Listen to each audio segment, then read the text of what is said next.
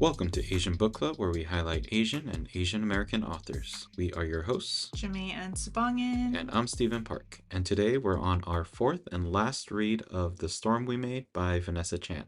And in this read, it's wild. There's a lot to talk about. But there was a quote in this that I found fascinating and I kind of wanted to discuss. So this was said by Jujube, and it was in the context of talking to Mr. Takahashi. And now, this was where she was still dealing with the inner conflict of how she should feel about Mr. Takahashi's daughter and just how she should feel about the events that are happening in her life. Totally. And what she says about him is, and this is a quote, Mr. Takahashi may have been a good man, but a good man who believed in a bad thing was a bad man, and she did not know how she could ever forgive him or them. So my questions are, did you notice this quote, or because it was at the end of a paragraph and it separated two thoughts? Like this is where there wasn't a page break, but there was it was a separation of scenes. Mm-hmm. So I think this was meant to be something that the author wanted us to at least think about or contemplate. Absolutely. So did you notice this when you were reading it? I noticed that quote and I noticed how it foiled with Cecily's thought about Fujiwara Mhm, in comparison. How Cecily thought Fujiwara was a bad man who had mhm, good intentions. mhm. Yeah, and I think of this more on a larger scale of obviously if we take out the word man and we think of a human and a person Mm-hmm. and we think about if we think something bad in our head, does that make us a bad person? So at one point during one of my therapy sessions, I was talking to my therapist and I forget what we were actually discussing, but he brought up the question, if you think something in your head, but you don't say it out loud, does that mean that you're the thought in your head? And we were more specifically talking about racism. Mm-hmm. And so he was asking me, if someone thinks a racist thought in their head, but they don't project that on someone, does that make them a racist? And honestly, I didn't have a great answer, and I still don't think that I do. I would like to think that someday we all have thoughts that aren't going to be, harmful or subject someone to some kind of stereotype or standard that we might place on them. But even in my life, like I have stereotypes that run into my head, or I have thoughts that run into my head that aren't necessarily the great first thought. And then I reason it out and be like, oh, that was not what I should have been thinking. So, yeah, I don't really know the answer to the question of if you have a thought in your head or if you believe in something that's bad, does that make you a bad person? So I love that we're talking about therapy because I had a very similar conversation with my therapist. And with my therapist, I'm working on intrusive thoughts, and Mm-hmm. that's part of my OCD diagnosis. Mm-hmm. And what I came up with my therapist is that just because you think it does not mean that's you. Mm-hmm. Mm-hmm. And usually your first thought isn't you. Sometimes your second thought isn't you. Mm-hmm. It's usually your third, fourth, and your fifth thought that truly is what you're thinking about that particular situation. Not to say that the first thought isn't completely something that you might believe, Mm-hmm. but that's where I draw the line. It's between belief and thought. You can think something, but not necessarily believe it. Right. And then the fact that what you've learned through your experiences are the aspect of reasoning, which then create those later thoughts. Yes, exactly. So I don't know. I do think, and we'll talk about this, I do think there was a lot more to Jujube's thoughts of how she hated Mr. Takahashi than Mhm. just his actions. And Absolutely. yeah, I don't, we'll talk about that as we get there. But it was just a very interesting line that left a deep imprint on me. So I was just curious what your thoughts were. For sure. On top of that, I want to say that no one is necessarily good and no one is necessarily bad. We have both inside of us. We have the shadow and we have the light. And sometimes the light wins out, sometimes the shadow wins out. And it depends on our motive, really. Yeah, and not only that, but it also depends on where you are, your cultural background, Mm-hmm. what there's so many things that define whether good or bad is. Like if someone walks into our household with shoes on, we're like, you're a bad person, you're a terrible person. Why would you do this to our lives Right. and affect us in this way? But, they probably grew up in a household that they didn't take off their shoes. And honestly, in that household, I would want to wear shoes because I don't want to get my feet dirty. So Exactly. it's all in context. It all matters. I think, like, kind of what you were saying, my opinion on it is that I think it matters what the true intentions are, Mm, is to not be hurtful, to really try to put good into the world. absolutely. And we're all going to make mistakes. We're all going to do good and bad. And I think it's also important to know that if you do bad, try to make it good. Or try to make amends. Right, exactly. Hmm. But on that note, we'll get further into our read right after our recommendation for the week. Our recommendation for the week is Moni Chao. Moni Chao is an artist based in Seattle, Washington, and they explore healing through the intersectional lenses of being queer and Taiwanese Chinese. As they mention in their own bio, they believe in the power of storytelling and breaking bread as a means of community building for the path to justice and liberation. Moni Chao is known for their exhibitions and curations in local and international spaces, including Wing Museum, Bellevue Arts Museum, and California College of Arts and Crafts. You can learn more about Moni Chao's work at ChineseBornAmerican.com and on Instagram at Moni Art. Moni, Monyee, Art, A-R-T. Yep, and that's going to be our recommendation for the week. All right, cool. Let's get into this. So, this past week, everyone read chapters 21 through 25, Mm-hmm. and on the physical copy, that was pages 252 to 334. Mm-hmm. Let's go through a recap of what we know until this final read.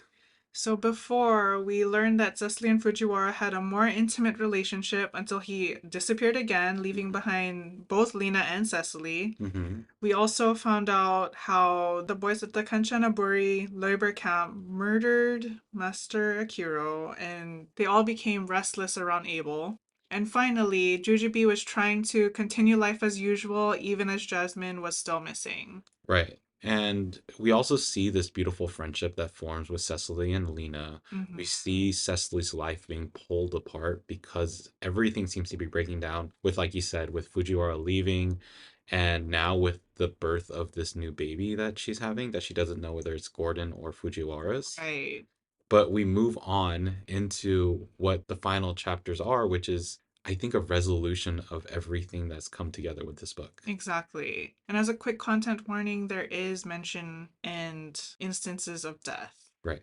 I kind of want to actually start this off, if you're okay, Mm-hmm. with kind of seeing how you felt once you read those final words or once you read that final chapter. Like, what did you feel? I felt really sad. Mm, And it's the kind of sadness that lingers past the book. So after I read the book, after I finished the last few sentences and put the book down, you know this, Stephen, you saw me. I was just distraught. I mhm. was a little broken. And even though I knew that this story wasn't going to have a happy ending, I still had hope until the very end. Right. It's kind of the opposite feeling of watching a really good TV show that ends after Mhm. like 8 years of airing, where you're Right. like, oh, I wish I could know more. It's kind of the exact opposite where you're like, oh, this is leaving that sour, bitter taste in my mouth that just sticks to it. Right. It's like instead of wanting to know more, you already know everything. Right. From my standpoint, because you finished this book first, Mm-hmm. so I don't know if I mentally prepped for those emotions, but when I did finish this book, I think my emotions were much more on the side of relief. Mm, I think I felt like, okay, this is finally done. The closest to imagery that I could provide is you're sitting there in a room after hearing some really bad news, and you know that the storm had just come, but the rain is still trickling outside. So you know things are still out there, but you're like, okay, like we bared through the worst of it. Now let me recover. for sure. Yeah, there was some deep emotions as this book came to an end, Mm-hmm. but let's talk about how that happened. Mm-hmm. So there were four chapters in this read, and the first two were reminiscent of the chapters we've read previously. Yes. The first of the two was Jasmine's chapter, where we see that Jasmine sees that Yuki's hurt, Hmm. and Jasmine wants to help Yuki so bad that she ends up taking her to the general's house. But once they're at the general's house, she realizes all the things that the general Fujiwara is going to be upset about. The fact that Yuki is dirty, the fact that Yuki's sores are rubbing on the bed and making stains, and that she smells. On the other hand, what we see is Yuki finding out what Jasmine's life is like Right. and wanting that for herself. She doesn't know why she shouldn't be able to also take part in this. And so she's asking Jasmine to ask General Fujiwara if Yuki, she can stay in this house. Right, yes. And because Yuki thinks that if Jasmine can have something good, she should be able to have something good as well. Right. The fear from Jasmine's end is that if she does approach General Fujiwara, this may be the end of what she gets. She thinks that Yuki might pretty much mess up her whole situation. Mm-hmm. And so Jasmine is in this conflict of, does she tell him? Does she not? But she doesn't really quite get that opening to decide that, Right. which we'll go into chapter 24 in a second. Because before that, we have chapter 23, Mm-hmm. which is Cecily's story. Yes. Cecily's story was a little rough because Cecily had already given birth. Mm-hmm. Quick extra content warning is if you have triggers around losing a child, Mm. things where past pregnancies have maybe not gone extremely well, this chapter does bring up some of that content, so just be aware of that. And please take care of yourself. Mm-hmm. So, in this chapter, Lena summons Cecily during her turn to give birth. Unlike Cecily's labor and birth, Cecily notices that Lena's house is totally different. It's quiet, it smells even more pungent than when she was giving birth. Right, definitely of blood. And Cecily's birth was just 5 days ago, or Right, yes, I five think, days ago. yeah, So Lena looks really bad. She's pale, her lips are blue, the child is not crying. right.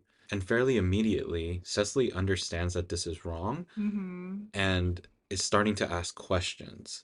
In response to these questions, what she gets is a baby handed to her who has a divoted head Mm-hmm. from what the midwife describes as a forceps incident that she had to use to pull the baby out. Because Lena was trying to hold on to the baby. Right. And then we also see that Lena is not doing well. Right. She's not only on the birth bed for her child, she's on her own deathbed. Yes. And while she's passing, although Cecily wants to do more, she wants to get a doctor. Lena's like, no, just sit here with me. Let's talk about names. Because at this point, Cecily still hasn't named her baby 5 days after her Right, birth. right. Yeah, at this point, I kind of knew that Yuki was the baby. Oh, really? Yes, I've been feeling this sort of intuition ever since Jasmine and she were playing with each other because Right.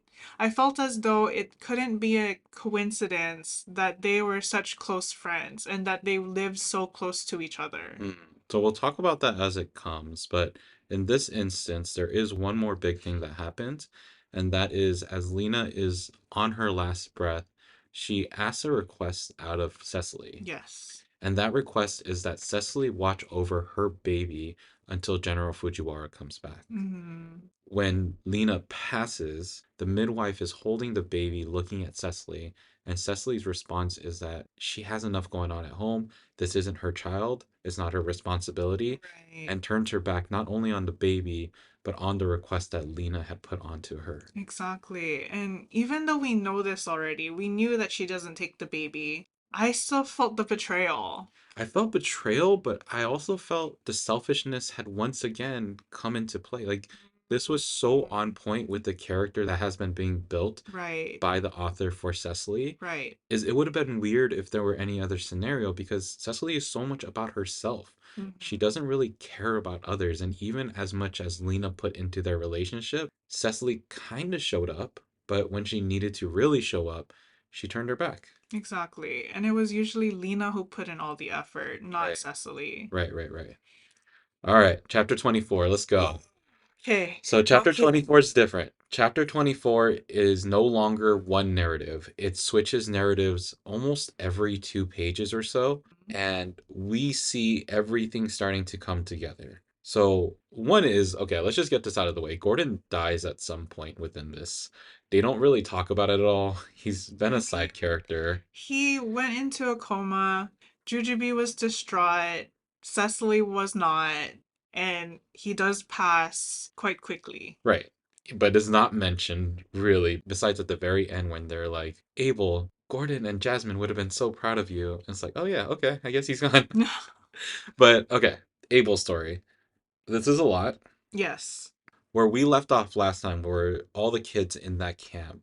I think boys, I think they were all described as boys. Yes. All the boys in that camp are ready to leave and start this journey all the way back to Malaya, Mm-hmm. all based on the whim that Freddy has that something bad is going to happen. He sees the war coming to an end and he sees this camp being a target for attack. Mm-hmm. So the bags are packed, they're ready to go, and Abel starts to see planes flying overhead. And his immediate thought is that these are rescue planes. They're finally here to save us. The Mm. war has ended, which comes to a shocking U turn when he sees these balls being dropped, which are actual bombs being Yeah. dropped onto that prison. Right. And these bombs are hitting a lot of the boys. They're maiming them, cutting off limbs, Right, causing injuries beyond repair. right, And Abel feels this new kick of adrenaline in him, and he moves like he's never moved in the camp in a while. right, right. And he's yelling and screaming, trying to find Freddy. And when he does find Freddy, he notices that Freddy is one of those who got hit. Right. Well, first he notices that Freddy is digging. Then Mm, he notices that Freddy is digging up the artwork that he had drawn that was so important to him. mhm. And then he notices the wound that Freddy has taken.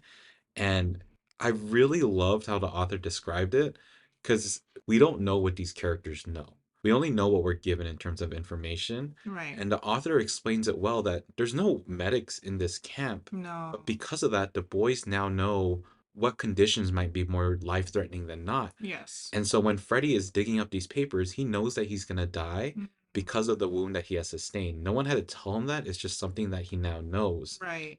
And so he's digging all this stuff up, and Abel is trying his best to save Freddy. Yes, he's trying to carry him, he's trying to drag him, but no matter what he does, he's not strong enough to do it, or he's making things worse for Freddy. Right, causing more pain, dragging and opening up the wound, I would assume, even Yeah, larger. exactly. So he gives up, and instead, they're at the chicken coop. So he just sits there behind the chicken coop with Freddy.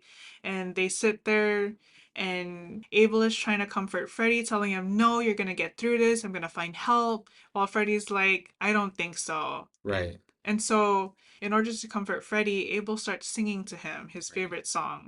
Right. Not only that, but Abel does something here that is very thoughtful, I think. Mm-hmm. He uses his last remaining strength to not let Freddy just drop to the ground. He Mm, knows that Freddy has passed away at one point, and he's still trying to hold him up.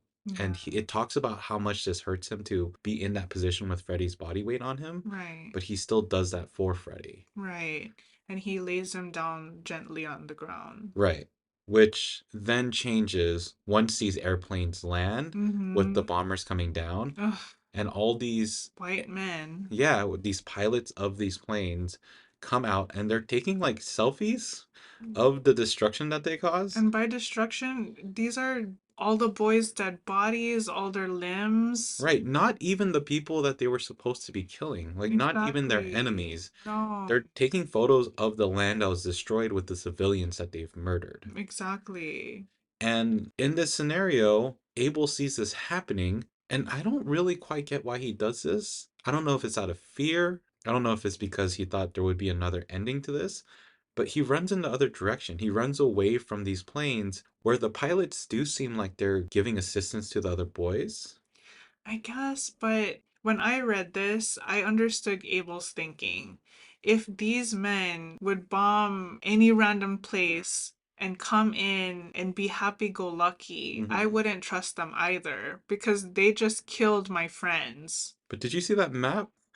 I know, but see, Abel doesn't know it. Abel Alright. doesn't know where he's going or how long he needs to run or walk or crawl. Right. What he knows is that these people are dangerous and I'm not gonna trust them. Right, which is pretty much what he ends up doing, which is crawling, walking, getting through all those peaks and precipices of the mountains in between Thailand and Malaya. He sees people die on the way, and yet he still surpasses them to make it home to his family. Yes, exactly.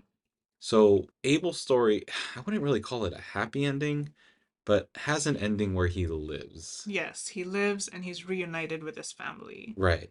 There are, however, three other stories that we're following. Mm-hmm. So let's get there because these stories are a lot more intertwined. And so we have Jujubes. Mm-hmm.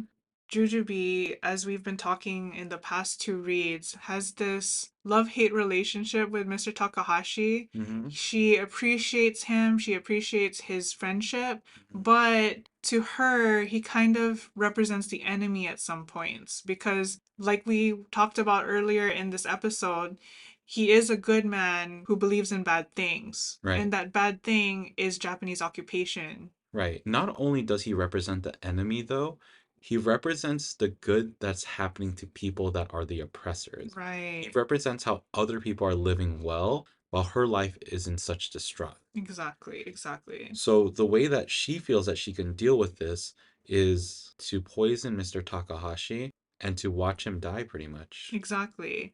She feels vengeful. And like we mentioned, she does have this idea that she's going to murder Mr. Takahashi while he's in the tea house.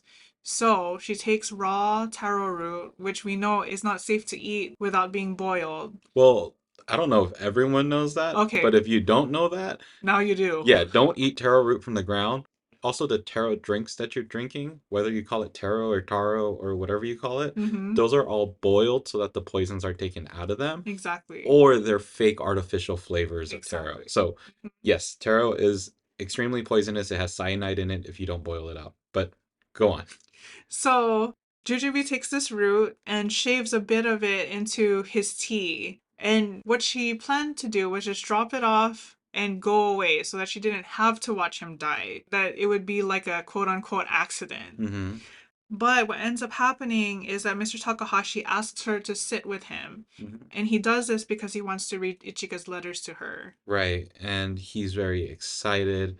He also apologizes for everything that he's done to Jujubee, even if it's the raising the voice, even if it's all these things that I don't know. I felt like his character wasn't a terrible character. He never tried to do wrong by Jujubee, Right. and he was absolutely there for her when she needed some form of support and help. Mm-hmm. So it was very interesting that this was the moment that kind of created a change of heart for Jujubee, is that once he started apologizing, Jujubee started rethinking this plan to actually poison Mr. Takahashi. Right. So when Mr. Takahashi brings the cup to his lips, she pushes it away from him and tips it over, which then unfortunately ruins one of the daughter's letters. Right. And Mr. Takahashi is angry, but pretty much gathers the other letters and then walks away. Right. So he's angry, but he's alive. Right.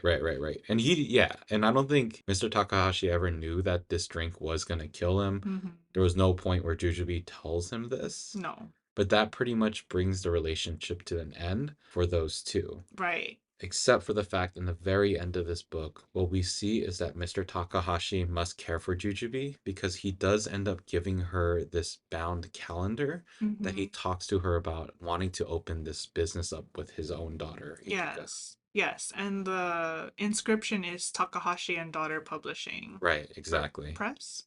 Takahashi and Daughter Publishing or press. Right. So that is the happiest that I think we get. I think that's the most joy we get from the end of this read. And by happy, it's the uh-oh. Hmm. So we come to Cecily's story.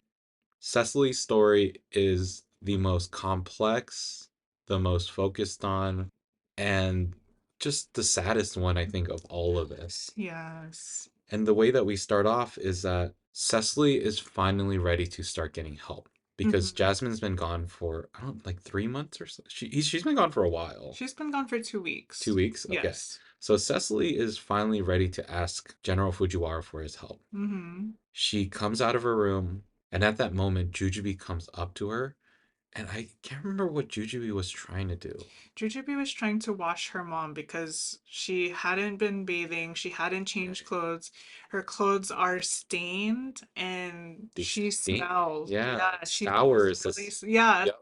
sour and her hair's greasy and she's trying to wash her mom, but her mom pushes her, Yeah, hard to the point where Jujubee smacks her head on the floor and splits her head open. yeah, and it sounds like she got a concussion. So Yeah. there's a thing in the medical field where if you smack your head hard enough and you black out, that's an automatic grade 2 concussion.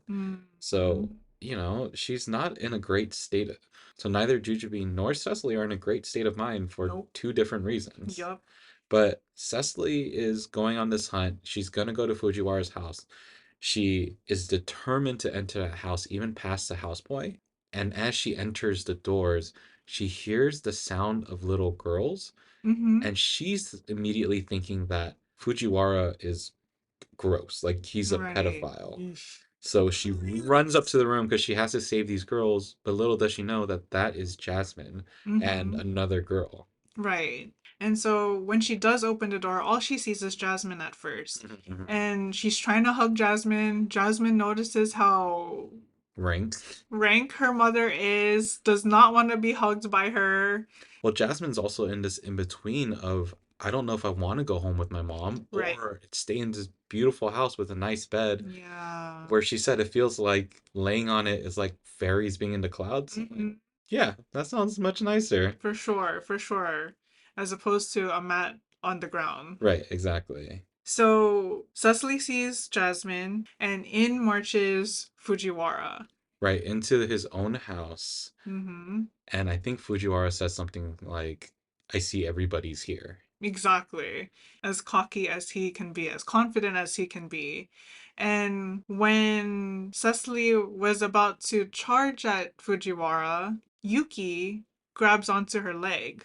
Right, well, Cecily feels something grab onto her leg, and what she notices is this child that she doesn't know, but has the same facial features as the baby that was Lena's that was supposed to be passed on to her. Mm-hmm, mm-hmm. What we know as the reader is that this is Lena's child. This Yes. is Yuki now. Yes. And I don't know, you said you knew this, Mm-hmm, which I think you do a lot better job of foreshadowing and mm-hmm, knowing where the author is going to take us. mm-hmm.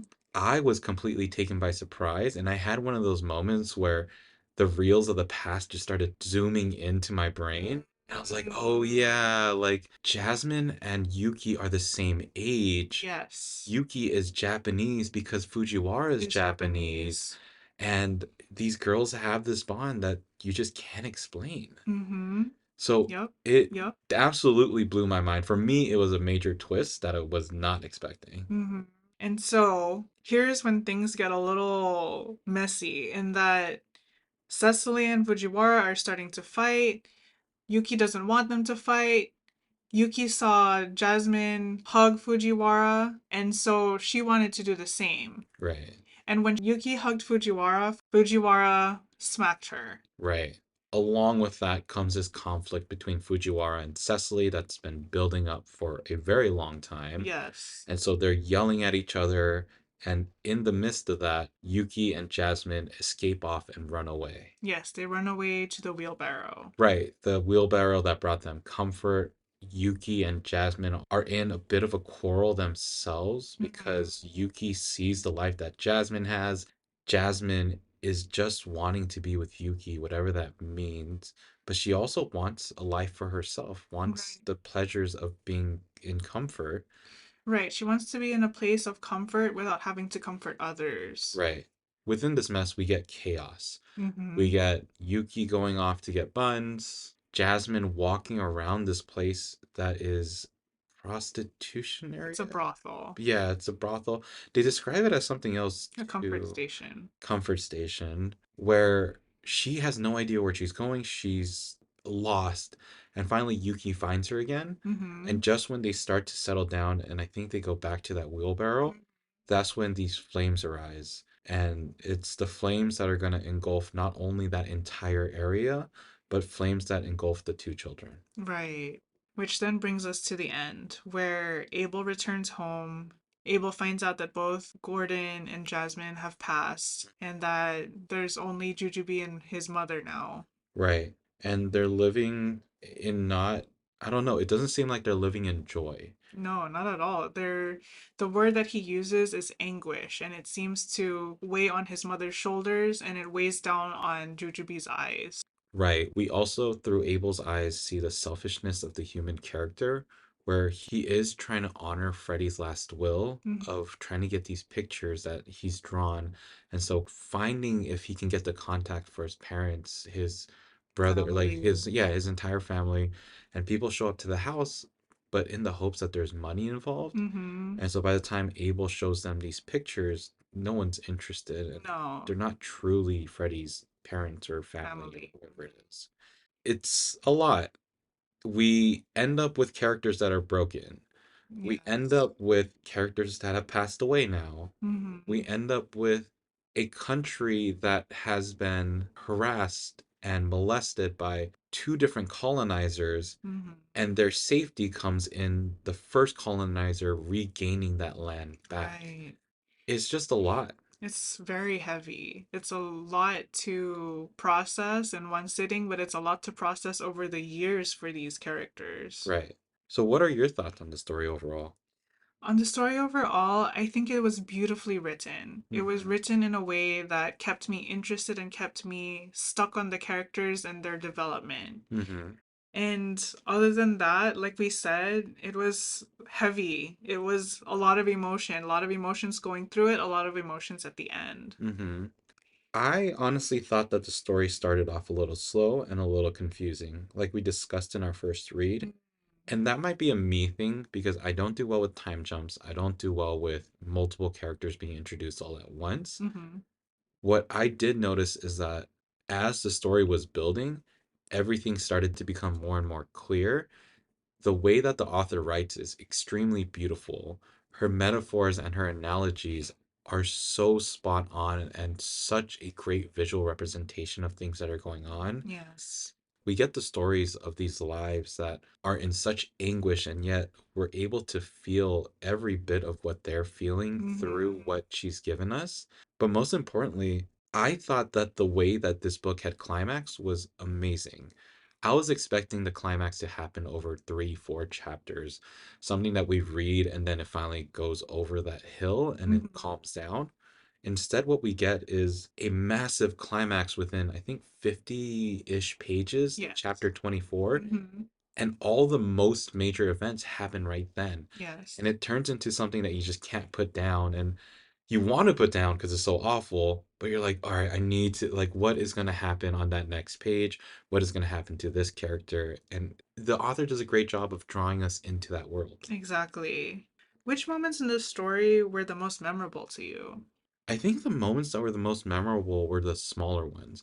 They weren't the big ones, but there are these moments where Jujube is sitting in the storm drain and she explains her past and how that's led her to that moment. The moments where Abel is sitting there and he's barely moving, but he forms this relationship with Freddy, who is pulling him out of the mud, both literally and metaphorically, Mm-hmm. and the storm that comes with Cecily's breaking down and we see her getting drenched as her life is coming apart. I thought those were the most beautiful moments. I was gonna say the same thing. Like Jujube's moments where she's being pulled in two different directions with her relationship with Takahashi, Mhm. how Cecily isn't being pulled in two different directions, but she is only being pulled in one Right, direction. right, Those small details are the moments that are kept fresh in my mind. right. Was there anyone in this story that you were rooting for or you were hoping that would come out of this with good in their life, I guess? I thought Jasmine was gonna make it out Mhm. alive, and I thought she was gonna be the only one unscathed. I know that we kept saying, even from the very first read, we kept saying that she's gonna get hurt, she's gonna get hurt, she's gonna get hurt. But by this last read, because nothing had happened yet, I thought, oh, she's gonna leave this fully unhurt, she's gonna be fine, she's gonna live, and there's gonna be a happily ever after. Right. Except there was not. No, I mean, she does die in a beautiful way. And she does live within the memories of her lasting family members. Like, Mhm. there's that moment where Abel is talking to Jasmine through the urn that has her bones. Yes. So there is that life that is carried over. But yeah, no, her actual, she ain't gonna feel that. No. She gone. For me, there were a couple of other characters that I was really rooting for. Mm-hmm. Mr. Takahashi, I'm pretty happy that his life ended the way that he did because he seemed like a very nice person. He didn't seem to have ulterior motives. He seemed like someone that wanted to help. He just, his happiness was hurting someone else, which he even knew and acknowledged in certain ways. So I really liked his character. Lena, I wanted to survive because her character changed so drastically. It was always the same person, Exactly. but her character as we dug in and we removed all the clothing and makeup that covered her within the facade of society, Mm-hmm. we see the true nature of who she was. And it was Right. so beautiful. Yes. And then lastly, it was Freddie. I knew he was going to pass away. I knew something was going to happen. But Freddie did so much good. I mean, Mm. he also did bad with the Master Akira thing, but I He think tried his best. He had good intentions. exactly. And it was just so sad because he knew things were coming. He was so smart. He always kept a cool head. He seemed like a character that would have done such great in the world, Mhm. but was chopped down really early by this stupid war stuff Right. that keeps happening. Yep. Any last thoughts about this story? Who would you recommend this story to? I think this is great for someone that loves historical fiction, Hmm. who loves sad stories. I don't know if anyone really likes to I know feel there are people who are drawn to sad stories. So, yes, this is definitely for you if sadness and despair are part of your realm of reading. This right. is one of them. For people that like descriptions and the way that words can paint an image, Mm. this book is so good because I know Oh, not everyone's like absolutely. that either. Yes, yes, But yes. I love that. Like I could feel and sense every bit of every scene that was given by Hmm. Vanessa Chan. So I really love that. So anyone that likes Yes. that, I think they would enjoy this book. It's very colorful, it's very sensory, Right, right, right. and to the point where you're feeling like you smell things. Like you smell the garbage, you smell Fujiwara's mint hair cream, Right, right, right. you smell the jasmine of the flowers. Right, right. I do want to mention before we finish off this book though, is that this was an advanced copy read for us. Yes, This book will be available by the time this podcast comes out. This book has been released on January 2nd, 2024. So if you're interested at all by the story that we've told, or if you really enjoyed this book, yeah, let people know as well. definitely. And so we'd like to thank Mary Sue Rucci Books for giving us an advance copy. It was a very much appreciated read. Yeah, it was sad, but it was a very good book. So let's go into our next read. I feel like we're in that part that we were before, where we've read a lot of dark books. I don't know, do we really have that much trauma within like Asian cultures I, that I think we do. And I think we're going to keep digging into the trauma, just so we all know. no, where are the happy books? Like we need happy go lucky, light, fluffy, non-romance books too, not just romance books. But We'll find them one day. yes. So the last two books were special. They were both gifted to us to review, and so neither of us really chose the book per se. No. Not saying that we didn't enjoy it, we just are now back to where Jamae is going to be the person to choose the next book. Yes. So, the reason I chose this next book is for three different reasons. One, it's a graphic novel, so hopefully it's lighter. Two, it's a Philippine National Book Award winner that fuses traditional myth and magic with contemporary action. And three, it reinvents Filipino fables into a rich world of fantasy and adventure. Awesome. And so, the book that we're reading next is called, drum roll please,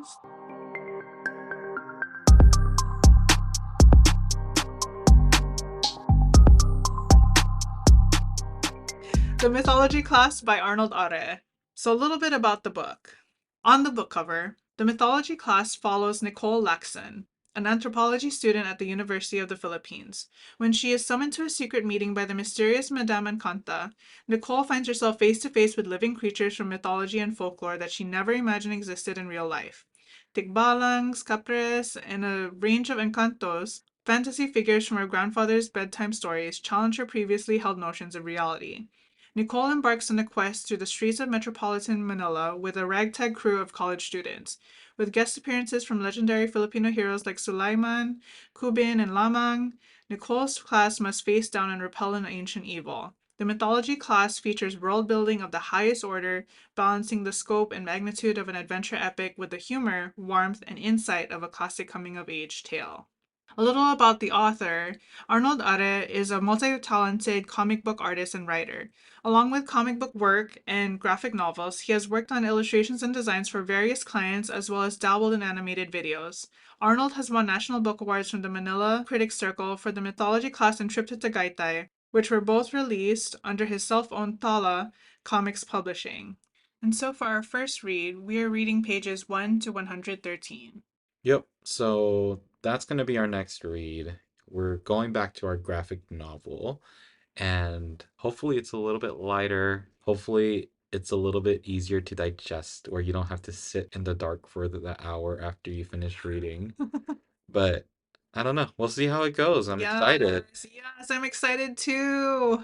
If you've had a chance to pick up your copy of The Storm We Made by Vanessa Chan, if you're ready to dive into our next graphic novel, The Mythology Class by Arnold Are, how can people reach out to us and share their opinions? You can email us at asianbookclubpod@gmail.com, or you can join the conversation on Instagram at Asian Book Club Pod. Yep, we also have our website, which is asianbookclubpod.com, that has our bookstore of books that we've read in the past, books that we recommend, and books that we plan to read in the future. And a great way to support this podcast is to rate, review, and subscribe. Yes, and more than ever, everyone make sure to be happy, be healthy, and read a book. Ingat! Bye. Bye!